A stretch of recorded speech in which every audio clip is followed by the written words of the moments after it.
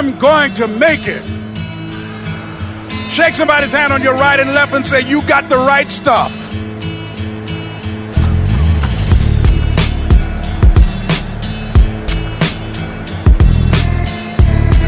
So yes, it's possible for you to live your dream.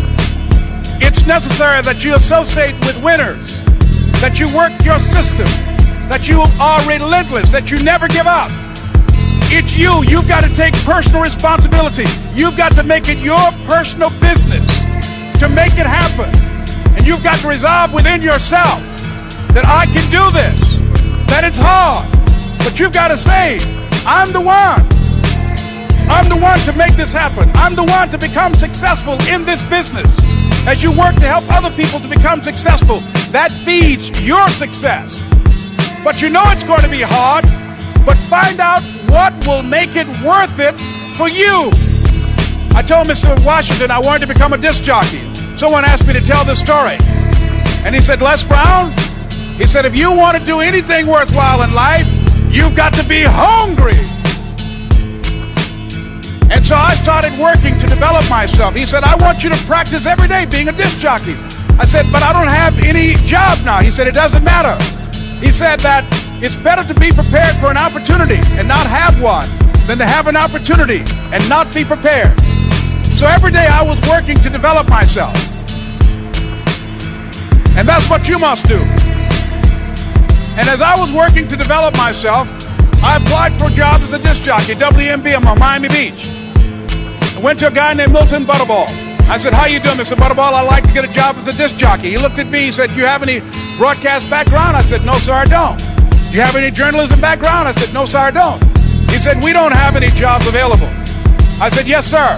I went back to Mr. Washington and I told him, he said, don't take it personally. He said, most people are so negative, they will have to say no 7 times before they say yes. He said, go back again. So I went back again. I said, how you doing, Mr. Butterball? My name is Les Brown. He said, I know what your name is. What do you want? I said, I'd like to know whether or not you have any jobs at disc jockey, sir. He said, didn't I just tell you yesterday we didn't have any jobs? I said, yes, sir, but I know whether or not somebody got laid off or somebody was fired, sir. He said, no one was laid off or fired. Now get on out of here. I came back the next day. Hello, Mr. Butterball. How are you? He said, fine. What do you want now? I said, I'd like to know whether or not you got any jobs, sir. Didn't I tell you the last 2 days we didn't have any jobs? I said, yes, sir, but I don't know whether or not somebody got sick or somebody died, sir. He said, no one got sick or died. Now don't come back here and throw me out again. I came back the next day like I was seeing him for the first time. I said, hello, Mr. Butterball, how are you? He looked at me with rage. He said, go get me some coffee. I said, yes, sir.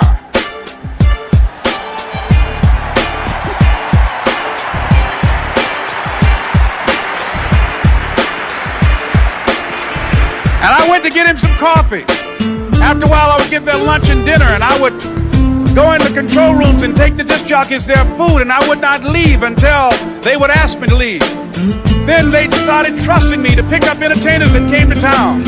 Entertainers like the Four Tops and the Temptations and Donna Ross and the Supremes. I would drive them all over Miami Beach in the disc jockeys' big long Cadillacs. I didn't have any driver's license, but I was driving like I had some.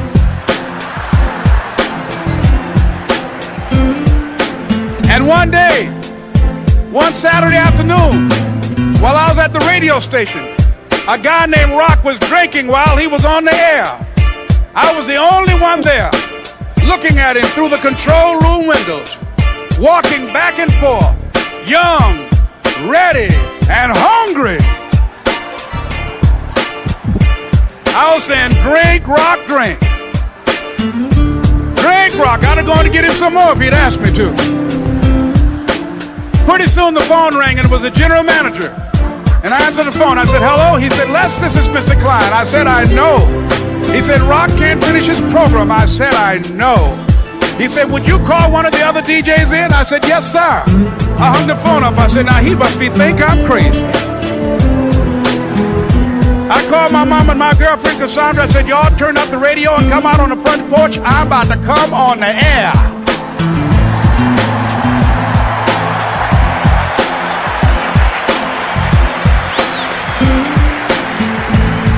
I waited for about 20 minutes. And I called him back. I said, Mr. Klein, I can't find nobody. He said, young boy, do you know how to work the controls? I said, yes, sir. He said, go in there and don't say nothing here. I said, yes, sir. I couldn't wait to get behind those controls. I put on an old Stevie Wonder record called Fingertips.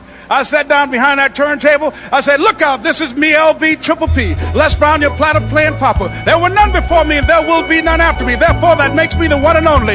Young and single and love to mingle, certified, bona fide, indubitably qualified to bring you satisfaction, a whole lot of action. Look out, baby, I'm your love man. I was hungry.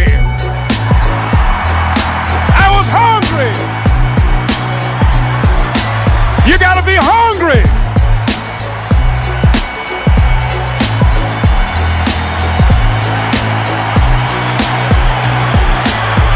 You gotta be hungry.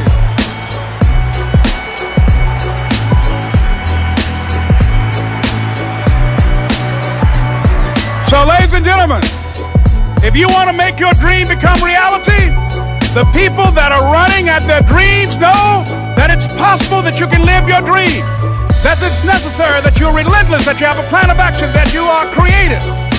The people that are living their dream of finding winners to attach themselves to.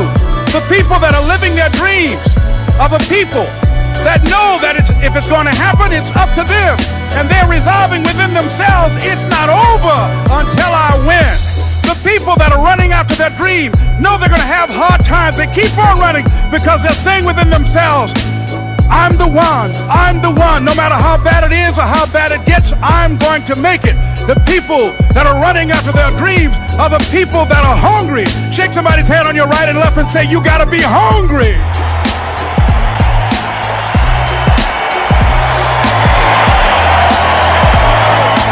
And as you run towards your dream, I want to dedicate this to you that I love very much. I want to thank Dexter and all of you. It's something that I'm known by.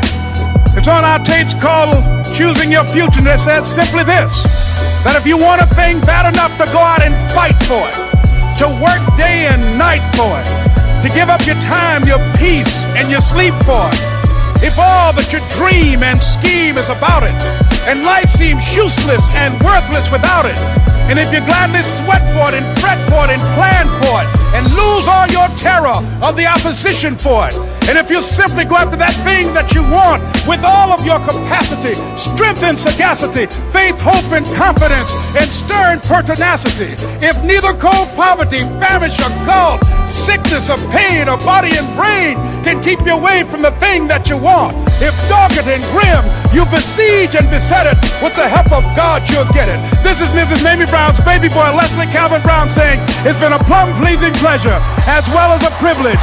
Thank you.